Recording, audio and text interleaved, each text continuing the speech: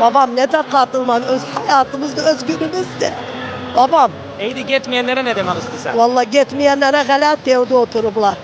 Gerek gitsinler. Gerek gitsinler dilimizi, şeyimizi ispat etsinler. Milletimizin hatırı için, öz dilimizin hatırı için güzel seçme hakkı. Türkmen olduğumuz için vücudumuzu ispat edelim. Her kişi bu sağladan, her kişi davet edelim seçme gitsin.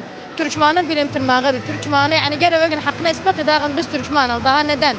Hem de inşallah bizim müstakbalimiz daha ögdedir inşallah. Gitmeyenlere valla yani herkesin hakkı gider gitmese. Vallahi onların müstakbalini düşünmürler ya. Uşakların müstakbalini düşünmürler. Yani şökebes o gün hakkına dögü. Bu geleceğimizdir. Evliyetanlara diyelim vallahi hayif evliyet azıyor beleminde. Biz böyle günü 4 yılda bir bunu başlarız. Yani hepimiz yavuldan, uşaktan, erkeği olsun, adamı olsun, ihtiyarı olsun, gelip istiklal edelim. Bu fırsattı. 4 yılda bir gelir, o göster Türkmenliği o. Kavmiyatı uçudu, milleti uçudu, çarşık uçudu, Irak uçudu. Gerekmez o takdim edersen bir böyle günde sesi verirsin.